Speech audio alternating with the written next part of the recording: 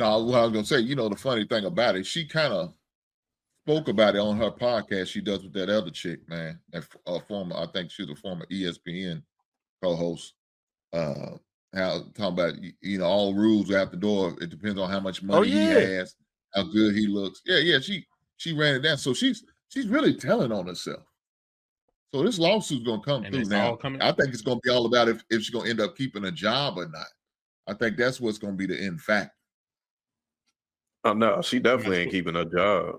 She might as well focus on her podcast. If they fire her based off of the lawsuit or anything surrounding, she could sue for wrongful termination and retaliatory action and give more money. Yeah, she can sue. She just sued. Yeah, so but not necessarily if they suing her for the threats. You know what I'm saying? The threats that she made about making it a issue. You know what I'm saying? No, she could say I was joking about that. She took me out of context. I didn't take any measurable steps to make that shit real. Like, and then just disputing what you feel was harassment, you can't be punished for reporting. They can fire everybody involved. Technically, they can't fire everybody involved. It's just gonna happen. She the only one that's still employed by him. She can beat all this disgruntled employee. Says foul, says these things happen. They're all alleged, or most of it is alleged. She can easily space herself away from it with the disgruntled employee. Why was it this amount of time that it took for you to get this together if you felt a certain type of way? The time frame is the biggest indicator of what can work on her behalf.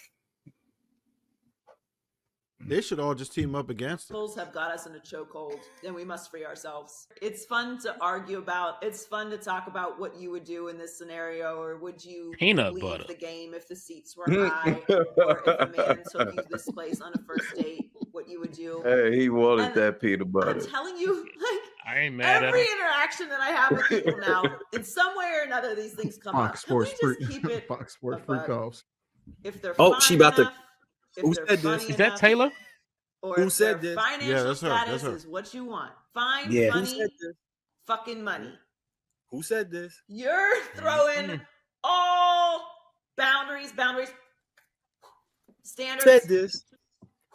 All that shit you talked on Instagram about how you would never, and this woman ain't because women this and men this. You're moving forward with this person.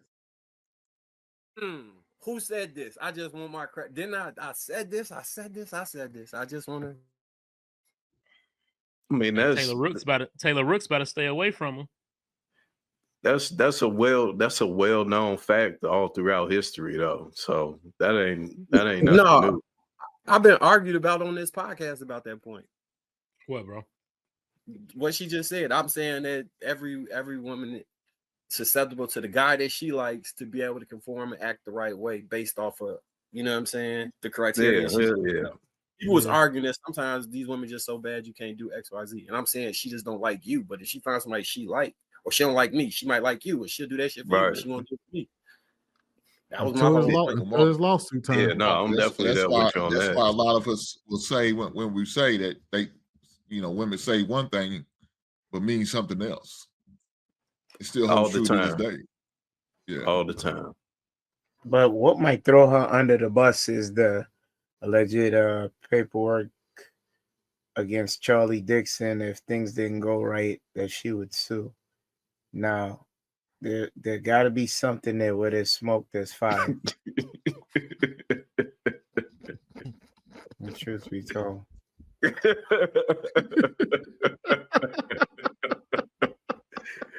Hey, I swear I thought that was a whole piece at first too. But he got the mullet fro man unit. the bat fro.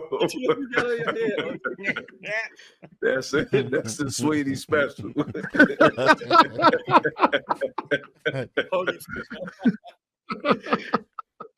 Hey.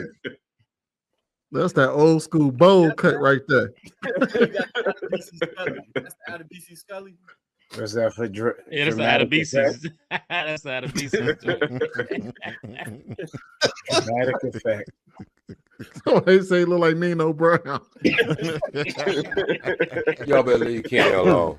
We talking about you. Oh, you talking about me? Yeah. I thought y'all were talking about Kenny.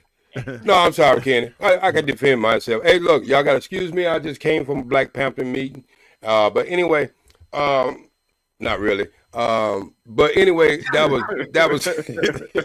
that was cold what y'all did to Sweetie earlier when he was taking a nap. You know what I mean? He worked hard today. That was cold. That was cold. Lapeef, that's kind of cold now. But hey, OG, you know what it was, man. OG, he's tired from turning them tricks at that barber shop. That's what he was doing. Oh, that's what it is. I don't know about no turning tricks. Yeah. I don't know about all that now. What they call that? Cut supreme treatment. I don't know about all that bullshit. But this is one time I agree with everybody on the panel.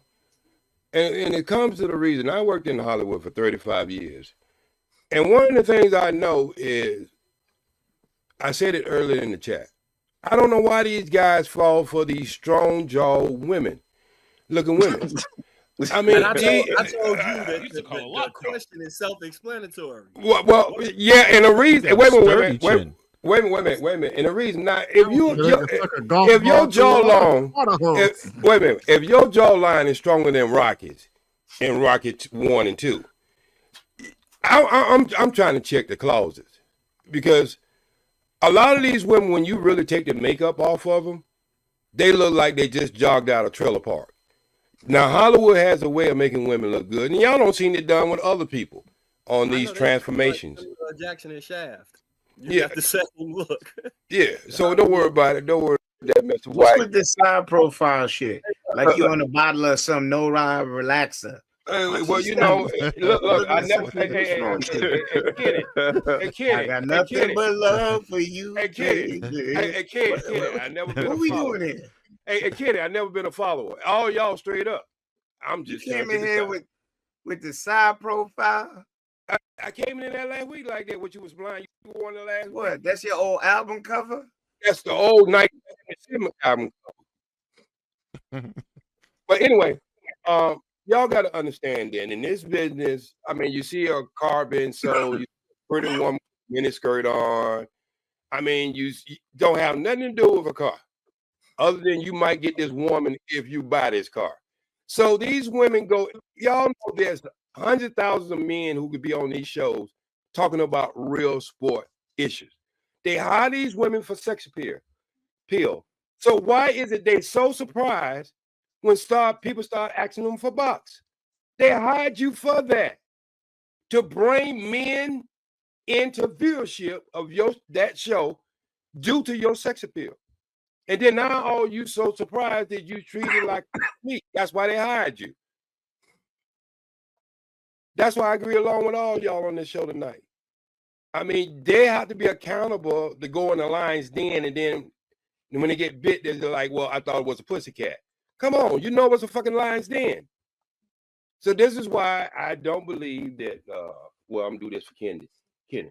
This is why I don't believe that in men's sports, that women should have never been able to go in the locker room. That's number one. You know what I mean? You just getting you understand what I'm saying? So when they started that shit way back, I think it was in the early, late 80s, and it started in the 90s, when they started letting women go in the locker room while these guys was changing clothes.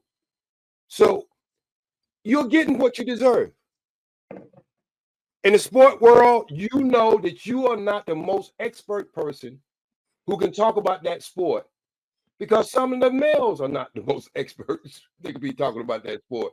You know, most certainly you not. So why are you really believing they're hiring you?